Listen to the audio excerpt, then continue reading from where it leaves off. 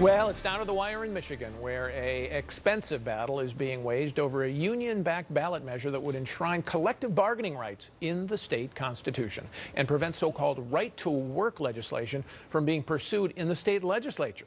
If it passes, Michigan would become the first state in the nation to constitutionally guarantee union rights, putting it front and center in a national debate about the power of organized labor. We're back with Dan Henninger and Matt Kaminsky, and Wall Street Journal senior editorial page writer and union watcher Colin Levy joins us. So, Colin, you've been following this Michigan debate. What would this measure mean for the state of Michigan in terms of union rights? I mean, Paul, this is an unbelievable union power grab. What you basically have to understand about what's going on with this ballot measure is that it would essentially give the unions in Michigan a pocket veto on any legislation involving anything that could be remotely connected to collective bargaining. So, they've already looked at this, and the Michigan Attorney General, Bill Schuette, has said that this would not only affect future laws, but it could actually overturn as many as 170 laws already on the books. So this would be something that would be endlessly litigated, and it essentially gives union bosses, more authority than the legislature. Well, so what kind of laws would be that have been passed that most, I guess, people in Michigan would say, that we've come to live with them? They were settled democratically. People agreed to them. Right. A legislature passed them. A governor signed them. We had elections afterward. What laws would be overturned?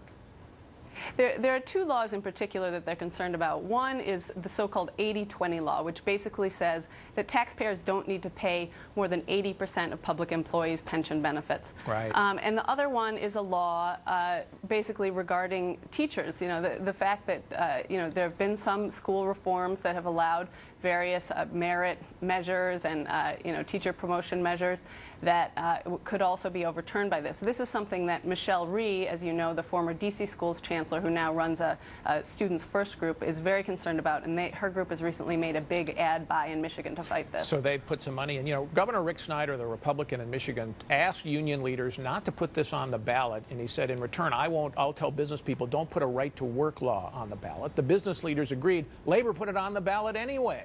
Did Snyder get played like a patsy here? Yeah, I mean, he probably did. And you have to understand, too, Michigan is a heavily unionized state. It's one of the most unionized states in the country with about 18% of the workforce. So it's one of the reasons that they're using Michigan here, unions are using Michigan as their test case for this new idea that if they just go on offense and enshrine the rights in the Constitution, then they won't have to fight on the back end like they've had to do in places like Wisconsin. Right. If this passes, no more Scott Walkers in Michigan, and then it'll go to 20 other so states with addition of a referendum. So this is a very big deal. It is. I mean, give the unions credit. They've sort of on the back foot in Wisconsin, in Indiana. Mitch Daniels took away the paycheck checkoff, where you automatically, if you're a government employee, your dues go to the unions. Right. Now you have to choose. Unions dues have to make plummeted a choice as an employee. Exactly, by 80% or something. So this is really an attempt to sort of firewall in Michigan and try and push back. So, are the business groups sufficiently mobilized here to actually fight back, or they've been caught napping, and this could be they could lose? They could lose, and this would actually be a precedent for other states. Obviously, there's some issues are coming up in California as well, where unions are fighting initiatives to try and rein them in.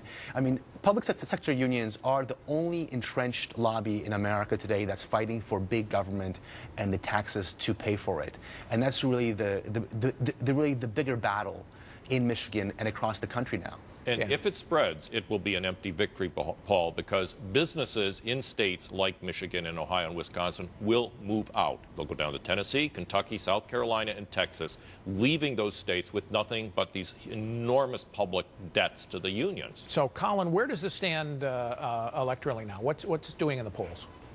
It's extremely close, actually. It's within the margin of error, and this is something that the Detroit News has said in its recent poll. I think it was 43-41.